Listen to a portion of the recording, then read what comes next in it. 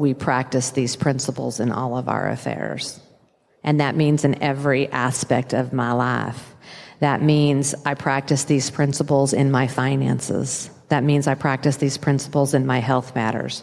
This means I practice it at home. It means I practice it with my kids. It means I practice it with my coworkers. It means I practice it with the stranger on the street, the 7-Eleven clerk, the lady at the bank. In every aspect of my life, I practice it.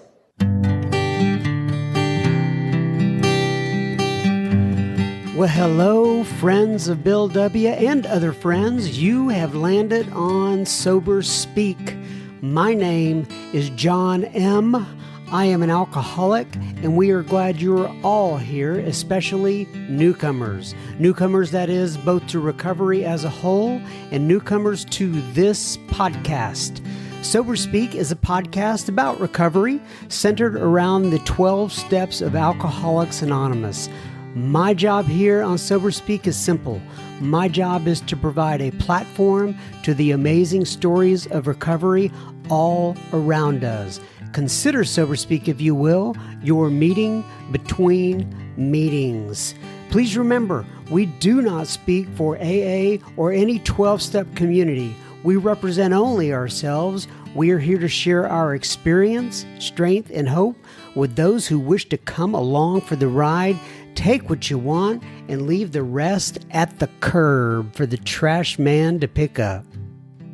Greetings from Studio AA, deep in the heart of Texas. Little Ginge here is in the house.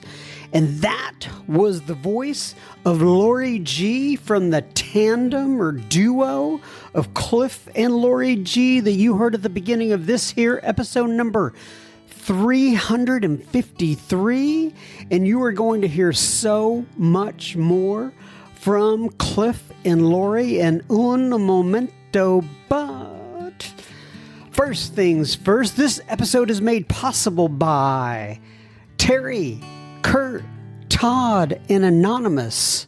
What, you may ask, did Terry, Kurt, Todd, and Anonymous do? Well, they ventured to our humble little website, www.soberspeak.com. They clicked on the little yellow donate tab and they made a contribution. Thank you so much, Terry and Kurt and Todd and Anonymous. This here episode is coming right out to you'ns. All right, so I present to you today Clif and Lori, and this is the final chapter. We've had 4 episodes with different content on each, and we recorded Clif and Lori in January of this year at the Grace Avenue United Methodist Church in Frisco, Texas. And once again, I want to thank all the volunteers who came through. And they were primarily, not all, but primarily from the Frisco Fourth Dimension group here in Frisco, Texas. And also I want to thank again the staff for the Grace Avenue United Methodist Church and for them opening up their doors to allow us to have an event like this there. It was absolutely a blast. And obviously I want to thank Clif and Lori. So I mentioned this earlier, but there are 3 other episodes, Clif and Lori part 1, 2, and 3, and it's titled The Family Afterward. We're addressing the chapter in the book in both AA and Al-Anon at the same time, and both of their different perspectives. Just in case you don't know, Clif and Lori are a married couple. They're from the Oklahoma City, Oklahoma area, and it was just such a great time having them in to our Fairburg and letting them share their experience, strength, and hope. So anyway, in this final chapter of Clif and Lori, The Family Afterwards, we discuss the use of the Big Book in Al-Anon, Lori talks about Al-Anon literature and what is available. And as Lori says, there is an entire library of literature available in Al-Anon. Lori addresses steps 10, 11, and 12. Clif discusses awakenings in Alcoholics Anonymous and a second surrender that he had in Alcoholics Anonymous. And they both have some incredible wrap-up comments regarding the family afterwards. Ladies and gentlemen, I present to you Mr. Clif and Lori. Enjoy this. By the way, my travel schedule is kind of weird this week, so I will not be having listener feedback at the end of this episode, but enjoy Clif and Lori. For next week, I take this 1 week at a time. May God bless you and keep you until then. Keep coming back. It works if you work it. Enjoy Clif and Lori. One thing, though, I've always been very intrigued by, and I want to go back to you, Lori, is that the big book, most of the people in here know about the big book. A lot of them, we just know a lot about the big book. But I know, and maybe not everybody knows this, but there's, I don't know if you call it a controversy or whatever you call it, but not everybody in Al-Anon uses the big book, wants the big book as a part of it. And can you talk to me about both your position on it and the kind of what goes on in Al-Anon? So the big book is non-conference approved literature for Al-Anon.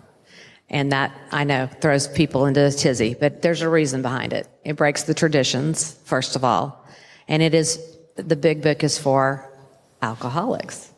That doesn't mean that Al-Anons do not use the big book. They do. They use it at home. They use it with their sponsor if their sponsor wants them to.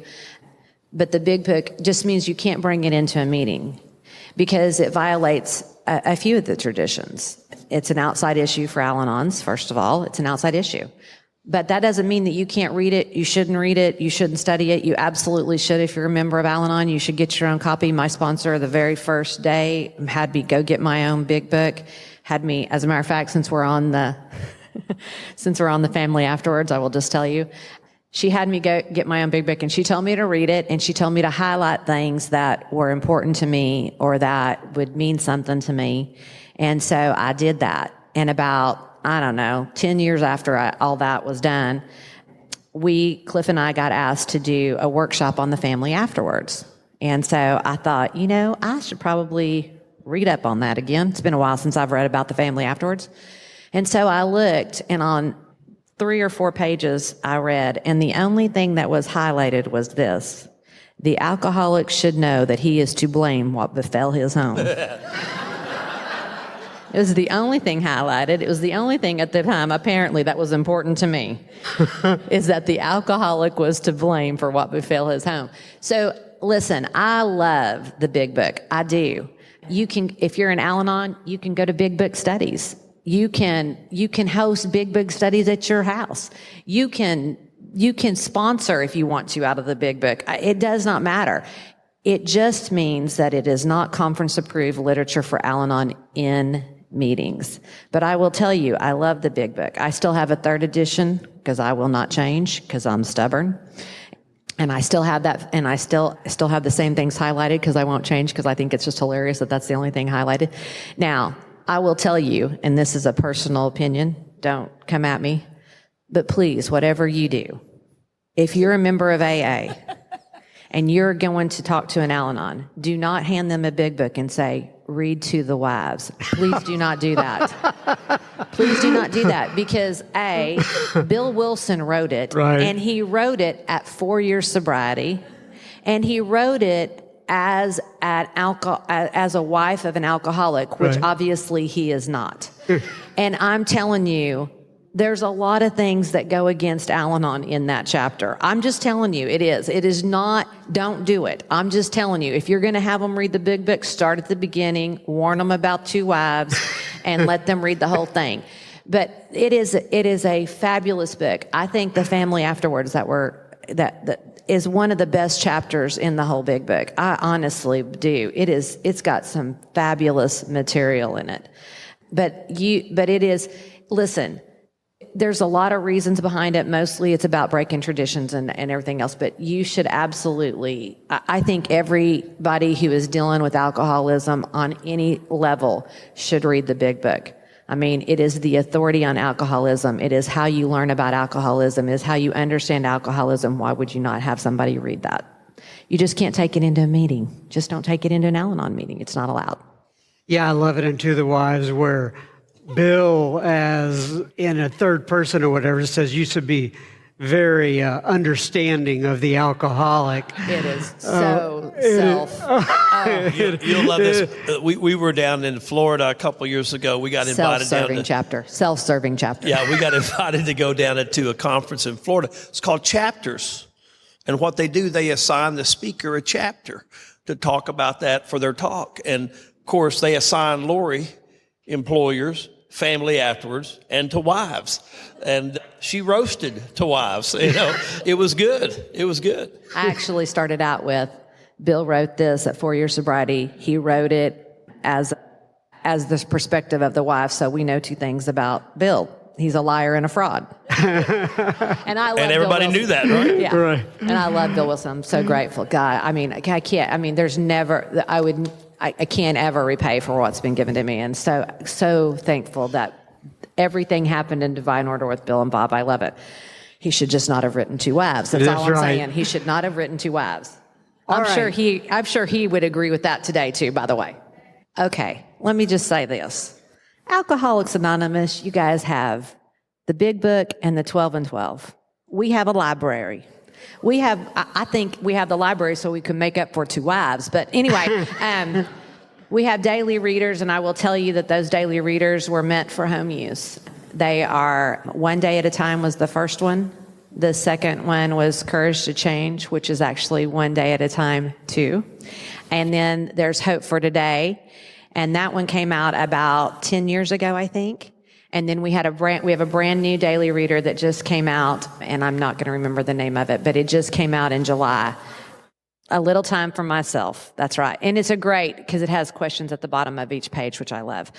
Those are our daily readers, but we also have some great literature that I think, my opinion is, I think our best piece of literature that we own is How Al-Anon Works for families and friends of alcoholics. And I'm going to tell you, if you are an Al-Anon or a qualifying Al-Anon member or could be an Al-Anon, if you read that, you're going to find yourself in those pages. It is, I think, our best piece of literature. There's also Paths to Recovery, that is a great book, and it has a workbook companion that goes with it now, because when it came out, it has the questions at the end of each step. It takes you through the step, and it has these questions at the end of each step. A lot of people sponsor out with that. But they weren't numbered. They were bullet pointed. And so you couldn't go down, it's the fourth one from the top or the 12th from the bottom. I mean, you had to always try to find that. And so they numbered them, which was great. But then they came out with a workbook that you could write in and you could use. There's another, Reaching for Personal Freedom is another workbook that's really great. I mean, we have a lot. I mean, literally, when I say we have a library, I'm not kidding. We have a library. It takes a lot to recover from two wives, is all I'm saying. And so, I'm kidding. But it really is. I'm not kidding. If I said if you're brand new and you had to get one book, I would say How Al-Anon Works. But I will tell you, those daily readers that were meant for home use, almost every meeting I go to, that's what we use now. People use them in the meetings. But there's tons. I mean, and there just is. There's a lot of and we have really good literature from survival to recovery. There's just so many. There really is. But those are the main ones, I would think. Okay, so we are going to kind of wind down. Here's what I want to do. Is just kind of give both of you guys the floor and let you kind of give some closing thoughts on the family afterward, whatever you want to say about that. And then we'll do a little wrap up here and get you guys back to Oklahoma City. So whoever wants to go first. I think I'd wrap up with 10, 11, and 12, honestly. It's kind of where we live today. Clif talked about the first steps 1 through 9, and then everybody can, kind of take a breath or whatever, but it's not the time to, rest. It's really not. 10, says that when we were wrong, we promptly admitted it. I've already told you how great I am at that, but I can apologize today, and I used to not be able to do that. I can admit when I'm wrong today, and I used to not be able to do that. And, amends are, it's keeping my side of the street clean so that I can face people, so that I don't have to hide, so I don't have to be embarrassed, so I don't have to be ashamed. I don't have to have all that guilt and all that stuff that I had before I got here. In step 11, it says, sought through prayer and meditation to improve our conscious contact with God. And I think that is so important because it says to improve our conscious contact, which means that we have a conscious contact by the time we get there. By the time we get through steps 1 through 9, we should have a contact of something with our higher power, whether you call that God or something else. And it's the God as we understand him. And I'm going to say this is more of a 2 and 3 thing, but I usually don't get to talk about this unless I'm doing a step 2 or 3 workshop or something. But, I grew up in church. I had an idea of who God was, I thought, but the reality is that I found out in step 3 that I just didn't trust him. And so when I came in here and people said, get your own concept of God, I thought, you heathen pigs, you cannot just make up who that is. You're all going to hell. And I knew it. And so I've had to, I thank God I started opening my mind and just seeing, what was really, really what was going on and really what is happening in these rooms. Because there was people that coming in that didn't believe in anything or didn't know what they believed in or had a horrible, experience with God. And, just hearing the word God would give them a heebie-jeebies. You want to really freak some people out, say Jesus. And so, people would just, and I was so close-minded before I got here that I just thought there's got to be more than just my narrow view of things. And what happened to me is that I had to start developing this idea of what my higher power was going to be, what was I going to call it, and what that's going to look like. And I'm going to tell you it has changed, and it has changed, and it has changed. And I think the longer I'm here, the more it's going to change because the bigger it becomes. And there's a reading in Hope for Today, and at the bottom it says something, and I'm probably going to screw this up, but it says, I've come to fully understand a God that I don't fully understand. And it's true. But here's what I finally kind of have wrapped my mind around, is that I believe, and again, this is just opinion, don't come at me, but I believe there's just one God. I believe there's only one God. And I think, and I think there's just one me. Not that I'm comparing myself to God, don't get me wrong. But there's just one me. And Clif calls me his wife, or he calls me honey, or he calls me babe. I have a son and he calls me mom. I have a granddaughter, she calls me Lolly. I have some friends that call me Lori, and then they'll call me some nicknames that we're not going to talk about. But there's just one me, and I have a different relationship to each one of those people, and they all have a different name for me, and that's how I think God is. I think there's one God, and I think we all have a different relationship that is personal and unique. And I think that we all call him a different name. Some people call him God. Some people call him Jesus. Some people call him Allah. Some people call him the sun, moon, and the stars. Some people call him the energy in the room. Some people don't have a name for him at all. They just know that there's something bigger than them that exists. And every single person out there has a different relationship with that power, whatever that is and whatever you call it. But I think the underlying fact, I think that line in the big book that says, inside each man, woman, and child is the fundamental idea of God. I believe that. I believe that. I think it has been covered up by alcoholism, by trauma, by grief, by all that stuff. But I believe that inside each one of us, there's a fundamental idea. And we may never know what it is, and we may not even know what to call it, but I do believe that. I believe there's one God, and we all get to him in our own path and in our own way. And so by the time that we get to step 11, we're improving that. And the way that we improve that is by prayer and meditation. And prayer, I believe, is talking to God, and meditation is, I think, listening to hear what his voice is to me. And I'm going to tell you, meditation has changed for me as much as God has changed for me. I used to, when I first came in this room, I started running. I'd never run a day in my life other than to the refrigerator. And I started running, and that was my meditation, because it was the only time when that I could hear God's voice. I could hear something. Is when I was quiet, I didn't listen to music when I was running. I would just listen and see what God had for me that day. And that has changed over the years. Now I get up an hour early. I hit my knees. I ask God to reveal to me and guide me that day. I do my 3rd and 7th step prayer, and I read my daily readings, and I read some other spiritual literature that is non-conference approved literature, but I read some other spiritual, and I change that up every year. Every year I add a different book, and I get stuff from all over, not just AA and Al-Anon, but I get spiritual books from the Buddhas and I have a wide variety. Clif has a way wide variety but I bring something in from some other spiritual realm every year to try to broaden that, to try to learn more, to try to be open to that. And so step 11 is another part. It just helps me spiritually grow, helps me improve that relationship, helps me to, figure out what I'm supposed to do today. And 12, as I said before, it's the only job we have here, is to carry this message. It's the only step in our steps that are different from Al-Anon and AA. In Al-Anon, we carry this message to alcoholics, and Al-Anons don't do that because y'all don't listen to us. But we carry this message to others. And then what Clif was talking about, what has been the game changer, what really means everything, honestly, is we practice these principles in all of our affairs. And that means in every aspect of my life. That means I practice these principles in my finances. That means I practice these principles in my health matters. This means I practice it at home. It means I practice it with my kids. It means I practice it with my coworkers. It means I practice it with the stranger on the street, the 7-Eleven clerk, the lady at the bank. In every aspect of my life, I practice it.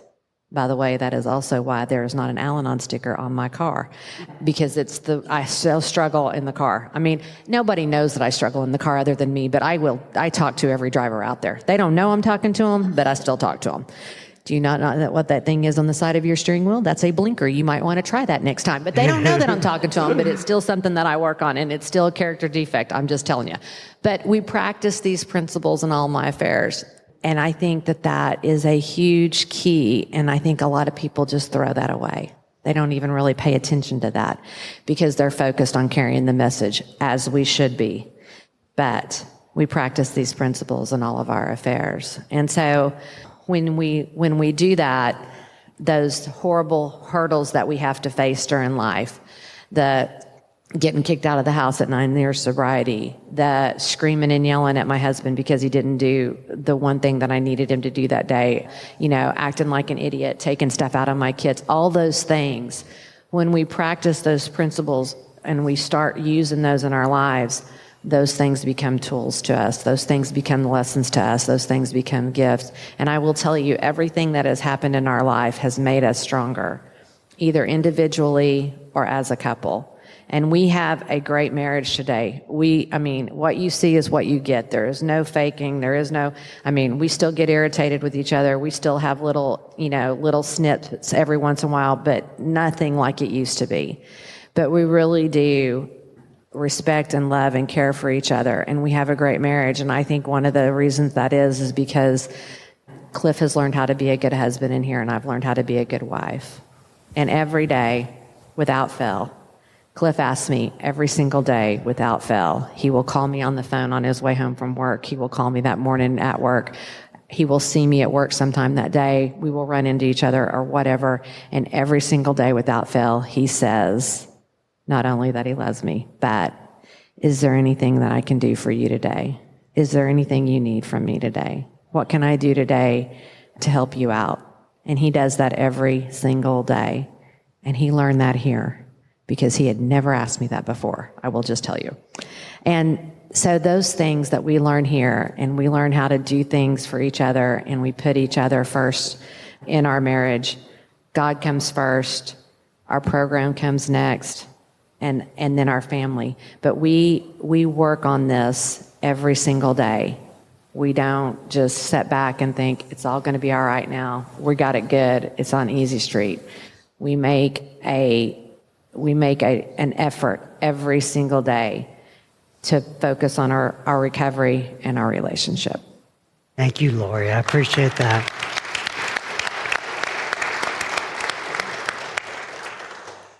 I want to thank John for inviting us down here, and particularly thanks to the Fourth Dimension Group for hosting Sober Speak Live. Yeah. And thank you all for coming out. Yeah, and for coming out. I was telling Lori, what a great crowd. So I think one of the biggest things in our relationship is that we've put God in the center of it. We've kind of danced around it and talked about it. And, some places you can't talk about that, they'll run you out. But we're in Texas, and what a better place to talk about it. But we put God in the center of our relationship. And I think this, we talked about the traditions and the foundation of the steps, but God plays the centerpiece of our life. And we don't take that lightly, I don't think. This idea of everything about my life, I heard our friend Cindy say this, and I just think it's so true. Everything in my life should have a stamp on it that says, property of Alcoholics Anonymous. Right? I should walk around with a stamp on my head that says, property of Alcoholics Anonymous. Everything I have, everything, good or bad in my life, property of Alcoholics Anonymous. Because I would be dead if it weren't for Alcoholics Anonymous. Just absolutely wouldn't be. And because of Alcoholics Anonymous, because I showed up, and believe me, that's all I did was I showed up at AA. I did not come here to get sober. I came here to get back in the house. My problem was homelessness, not alcoholism. But on that day, when we're made ready, and the book talks about that being beaten into that state of reasonableness, made ready to receive the gift. And I think all of us in our own time get made ready to receive the gift. That precious gift of sobriety, so fragile that we have. But that's God-given. And placing God in the center of our lives and really, having that awakening, staying awake here, so critical. I took a nap at about 9 years sober, kind of dozed in AA. I'm blessed that I didn't go back out because I know people who go through that don't survive that they don't know what they're talking about. Screw them. This has been a wasted exercise, and they go drink. And, I'm always reminded, people would say to Don sometimes, my original first sponsor, they would say things like, is Clif going to be all right? And he would say this, if he can survive himself, he'll be all right, And I think that's a big product. I've had to survive myself at times. But when I went through that period and I had that kind of crisis, that second surrender in Alcoholics Anonymous, that second surrender with God, I started paying attention, really striving to be awake here. The steps 10, 11, and 12 that Lori were talking about, that whole procedure is to help us stay awake and to awaken us more, to help us get further connected to this power, to see reality for what it is. I have this construct of how I see it. But the more I'm here and the more I listen, the more I pay attention, the more my life changes, the more reality I get in my life. And I think that's what I'm striving for here is to be in the moment, to be right here, right now. Because here's this moment, and now we're in the next, and now we're in the next. And life, we get about this much of life, and I got about that much left. I'm not running out of years, I'm running out of decades. And I need to be present in those moments today. Present in the moment, being right here, right now with you. Through that process, it's allowed me to have this, I've been able to accept this beautiful relationship that God's given me, that I don't take for granted, that I know this is God-given. There was a period of my life before I got sober when Lori and I were together, and I told her, I said, look, we don't have to date, we don't have to go out. I just need something good in my life, and you're good. And I don't have anything else good in my life, because I'd run it all out. I had pushed all that out. And so trying to practice the presence of God, trying to be in the now, in the moment, striving for contact, striving for practicing the principles in my affairs. If you're practicing the principles in my affairs, you'll be present. You're in the present moment. And because of that, paying attention to what happens to me, by watching Lori with her girls, listening to her, how she loves them, listen to how she cares for them, I've become a better sponsor. I've become a better sponsor.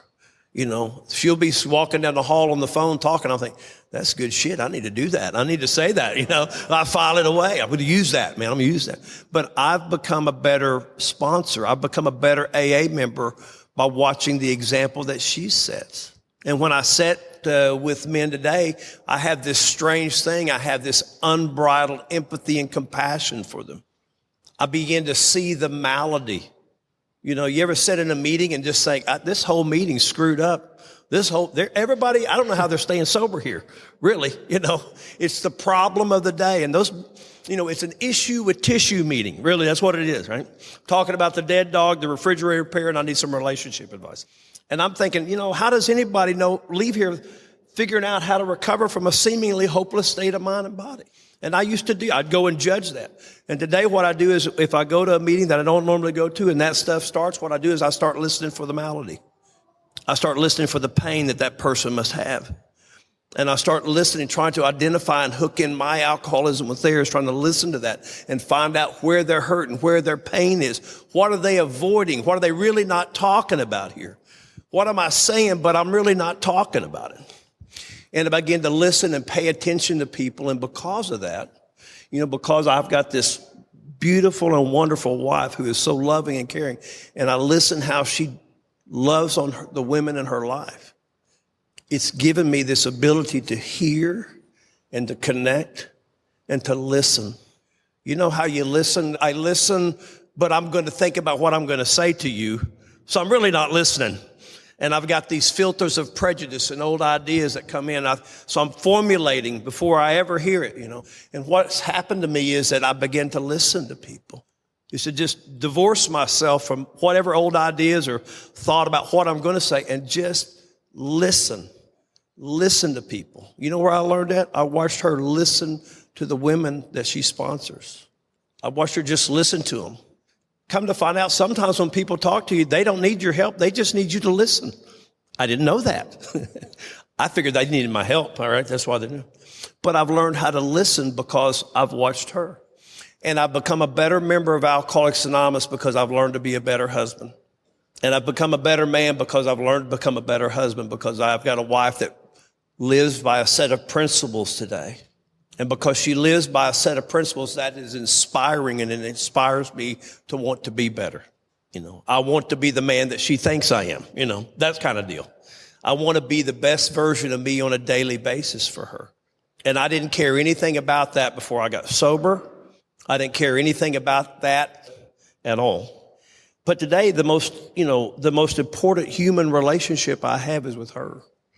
And it's been really important to me to take those steps and the traditions and the spiritual principles and learn how to live them here. Because if I can learn how to live them here, because what does the book say? A much more important demonstration lies before us in our respective homes, occupations, and affairs. If I can learn how to be a really good AA member in my house, I'm a really good AA member at the AA meetings. If I can learn how to be a really good AA member at my house, treat my wife with the respect and love and the dignity that I give a new person walking in the door, if I can treat her with that kind of love, dignity, and respect, I'm a better AA member at work. If I learn how to treat her, no matter like it being at work and it's just all bad all day long, it's just problem.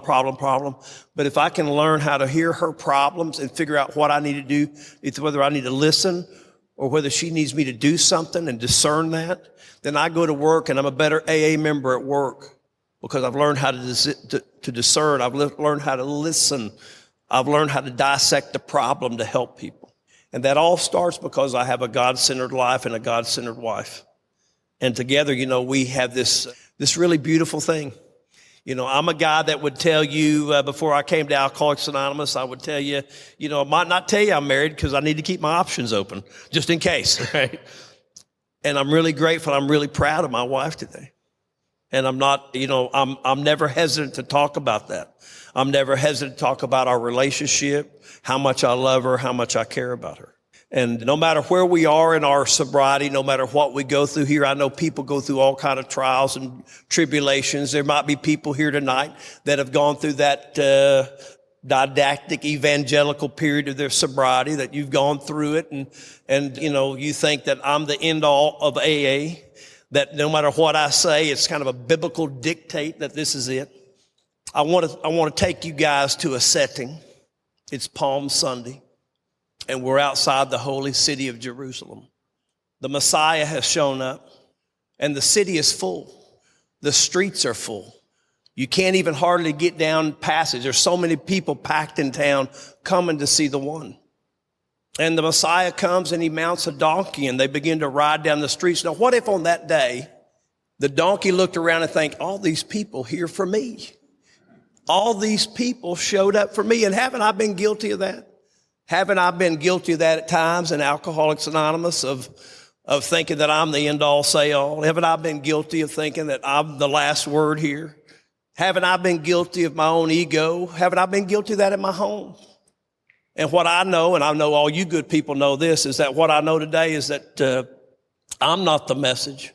I'm just the ass that gets to carry it today. So thanks for having us this weekend. I appreciate it. All right. Thanks a lot, Clif. Thank y'all very, very much. Appreciate that.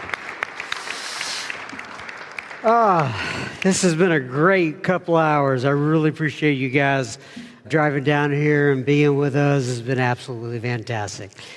We had so many people. I don't want to start naming. Well, first of all, I want to thank Mary Lynn for singing. Thank you so much, Mary Lynn. That was absolutely fantastic. And in terms of the volunteers, I can't even begin. There were so many people. The vast majority of them, I think everybody was from the Frisco Fourth Dimension group. I'm so grateful. We're so grateful that y'all did everything that you did tonight. Give yourselves a big round of applause.